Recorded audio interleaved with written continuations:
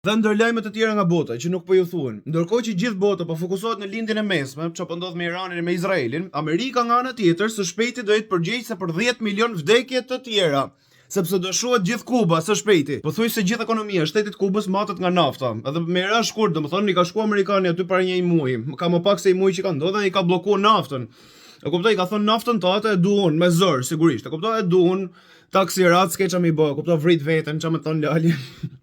Kjo shkakton pasojat më njëhershme shumë serioze. E kuptoj, si për shembull, shumica e popullatës sot e kësaj dite nuk kanë drita, nuk e kanë idenë ç'ashtu ndodh, domethënë, i vjen qeveria i sjell racione me ushqim, se ndodhin gjonat më njëhershme, si për shembull shkon buka 100.000 lekë. Nafta nuk preket me dorë, mbështet tatë, kuptoj gjëra të tilla. Kështu që po fillojnë me shpërndar racione. Kuptoj, oriz, kaf, tu i dhon me hëngër popullatës që mos vdesin. Këto racione nuk do zgjasin as 6 muaj në vazhdim. Kështu që mund të themi 1 vit në vazhdim. Gjithë Kuba po flasim, e kupto? Kjo është diçka që po shoh që po injorohet nga të gjitha lajmet e kësaj bote, domethënë është diçka që gjithë bota po fokusohet me çfarë po ndodh nga ana tjetër e botës komplet, apo harrohet fare këtej. Megjithëse nuk është hera e parë, domethënë, kjo nuk do i vihet as faj amerikanëve. Kjo do trajtohet thjesht diçka e papërgjegjshme ndaj qeverisë Kubës, domethënë keni për ta pa, se nuk është hera e parë që ndodh. Shumë nga ju mund të jeni kështu, se ju kam thënë dhe herë tjetër, shumë nga ju mund të jeni thank you USA, you are my best friend. E dini ju o zemër që Amerika ka bombardu 250 herë të ndryshme shtete tjera që kur ka mbaru lufta e dytë botërore. You are the peacekeeper, you are the... Nuk ka mbaru në herë lufta e dytë botërore, kupton, s'ka mbaru e para akoma. Vetëm me fol që ka ndodhur pas luftës dytë botërore, që edhe herë në libra ju shkruajnë që ka mbaru, e kupton, shifeni sa ka mbaru o zemër. 250 bombardime të ndryshme, e kupton? Lufta në Koreu, zemër, 2-3 milion vdekje, shkaktuar nga Amerika. Gjitha këto që do ju them. Lufta në Vietnam, 2-3 milion vdekje tjera. Lufta civile në Laos, që është shkaktuar nga Amerika, shkojeni shihni historinë, 200.000 vdekje. Luftë civile në Kambodja, 700.000 vdekje. Lufta e Gjirit në Irak, 100.000 vdekje. Luftë në Afganistan, 240.000 vdekje.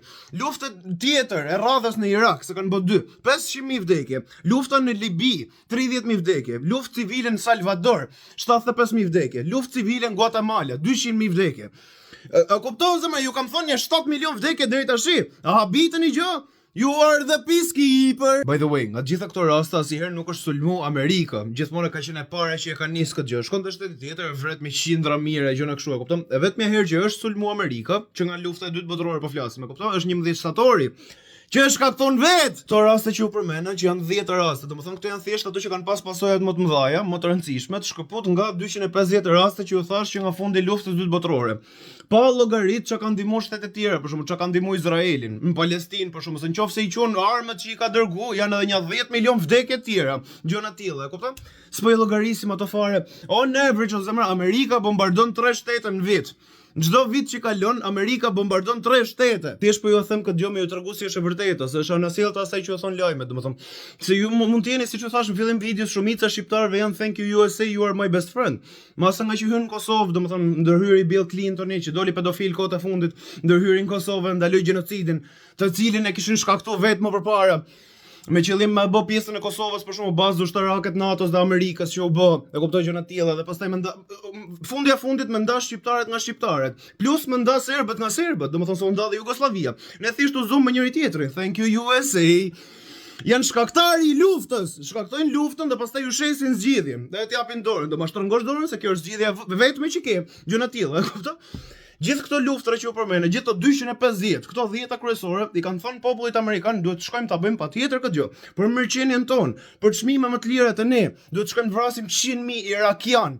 E kuptoj gjëna të tilla. Populli i ka thënë dakord. Kanë shku, kanë luftu, janë këtu nuk kanë marrë rrogën ushtarët akoma, që ta dini ju. Që nga lufta e Irakut dhe Afganistanit nuk kanë marrë ushtarët amerikan rrogën.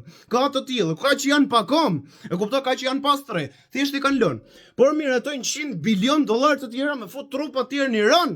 Edhe këto budallëit akoma shkojnë, e kupton? Ndërkohë që kanë ndodhur gjithë këto, supozoj të rritej mirëqenie të paktën. Në Amerikë kushton 200.000 dollar një operacion zemre. Sa mos me vdek taksirat. Me i dhën fund, se e kuptot besoj ku desha me dal lale thjesht masa po mbështesin ideologjinë e gabuar, e kupton?